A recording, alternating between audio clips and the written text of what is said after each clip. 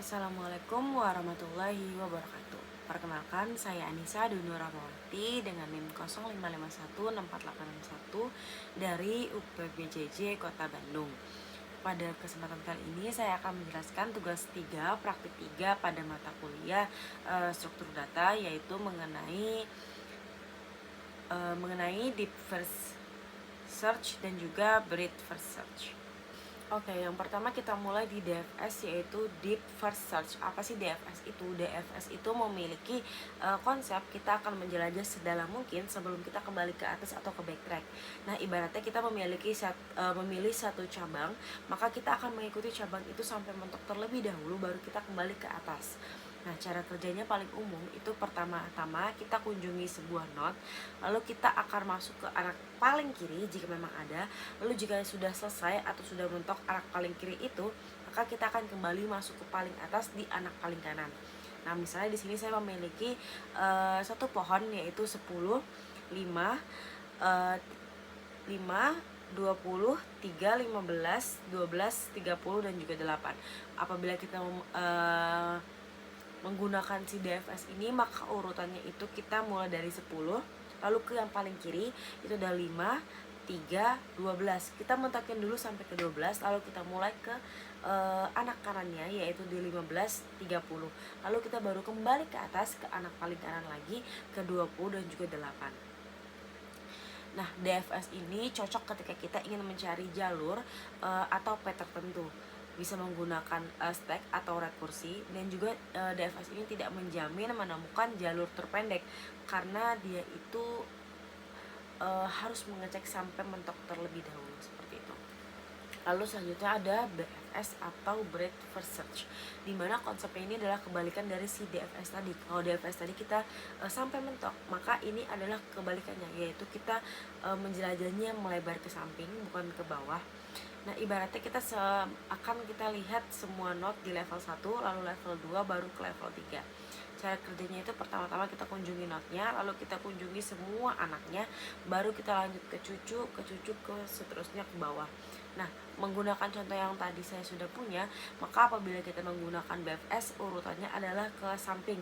Kita mulai dari angka 10, kita ke 5, ke 20, baru kita ke 3, ke 15, ke 8, 12, dan terakhir itu di 30. Nah, BFS ini menggunakan QU, yaitu menemukan jalur terpendek atau jumlah edge-nya pada graf berbobot sama. Nah, BFS ini cocok untuk mencari jarak minimal atau node terdekat karena dia akan mengecek pada satu level yang sama dulu, baru dia ke cucu-cucu ke bawah-bawahnya, seperti itu. Masuk ke penjelasan file Java-nya. Di sini saya punya dua file Java. Yang pertama adalah dfs filenumber.java. Pertama-tama kita melakukan import Java util seperti biasanya. Ini digunakan untuk mengimpor seluruh kelas dari package Java util ini, include dengan hash map, map, list, dan lain sebagainya. Lalu selanjutnya ini ada class node, di mana kita membuat struktur node berbentuk objek di sini dengan nama objek di sini adalah stringnya name, yaitu nanti selanjutnya akan kita deklarasikan sebagai A1, A2, dan sebagainya. Lalu di sini ada int value dengan angka yang nanti disimpan di node. Nah, di sini ini dipakai untuk membuat node baru dengan nama dan juga nilainya. Oke, selanjutnya ini kode ini adalah untuk grab, disimpan dalam bentuk adjacency list. Nah, di sini set node visit ini kita gunakan set untuk menyimpan node yang sudah nanti dikunjungi. Lalu untuk ini node A1 sampai dengan A8 adalah untuk membuat node di mana name-nya adalah A1, A2 sampai dengan A8 dengan value-nya masing-masing.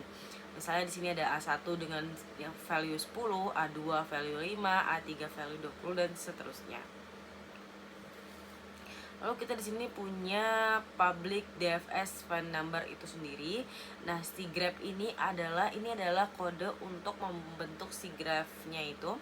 Misalnya A1 ini memiliki anak yaitu A2 dan A3, A2 ini memiliki anak yaitu A4 dan A5. Apabila tidak memiliki anak, maka di sini kita tuliskan new array list. Seperti itu. Lalu selanjutnya ada public boolean. Ini adalah start untuk node awal pencarian, dimana targetnya adalah angka yang dicari. Oke, lalu di sini kita sistem outprint. Jadi ini untuk setiap DFS yang mengunjungi node ini akan dicetak layar. Kenapa saya lakukan hal ini? Karena supaya kita bisa lihat secara jelas si DFS ini sudah mengunjungi node mana saja, supaya terekam di layar dan kita bisa mengetahui jejaknya seperti itu. Lalu ini ada kondisi kita untuk kita mengecek apakah nilai node itu sudah sama dengan target, dan apabila sama nanti kita akan selesai dan juga return true. Lalu nanti apabila memang return true, ini akan menampilkan ke layar, yaitu ditemukan di node keberapa si target kita ini. Lalu di sini ada visit dot at start, ini digunakan untuk menandai node sebagai visited atau menandai node yang sudah kita kunjungi, supaya nanti si DFS ini tidak mengecek berulang-ulang seperti itu. Lalu selanjutnya ini di bawahnya ini for ini digunakan untuk mengambil semua anak nih, semua anak dari node current, lalu dikunjungi mana sih yang belum. Lalu apabila memang seperti itu, di sini ada perulangan terus berjalan hingga nanti ketemu target di cabang manapun seperti itu. Lalu ini mengembalikan nilai false apabila memang tidak ditemukan target di cabang manapun. Lalu kita punya public certified main-nya di sini. Ini adalah untuk kita mencari targetnya. Di sini saya ingin mencari target dengan angka 15. Oke, lalu kita coba untuk kita run ya di sini teman-teman.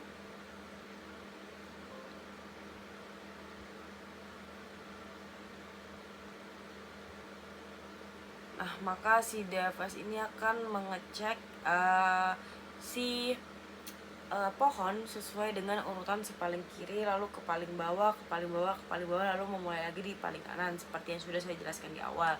Jadi dia akan mengunjungi A1 ternyata nilainya 10, A2 ternyata nilainya 5, A3 nilainya 20, A4 3, dan dia terakhir mengunjungi di A5. Kenapa mengunjungi terakhir di A5?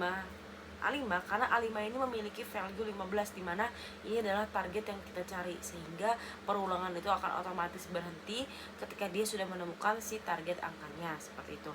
Lalu kita akan mengeprint ditemukan di node A5 seperti itu. Ini adalah file yang kedua, yaitu file bfs file number.java. Sebenarnya isinya sama saja, sintaksnya sama saja, kodenya sama saja. Yang saya bedakan di sini mungkin adalah targetnya, yaitu saya menggunakan angka 30. Nah, ketika kita run di sini kita akan lihat si bfs ini seperti tadi akan mengunjungi per pohon per node ya teman-teman. Di sini kita lihat dia akan mengunjungi A1, ternyata nilai A1 adalah 10, A2 nilainya 5, A3 20, A4 3, A5 ada 15, sampai dia akhirnya menemukan angka 30, target kita di A8, di node A8.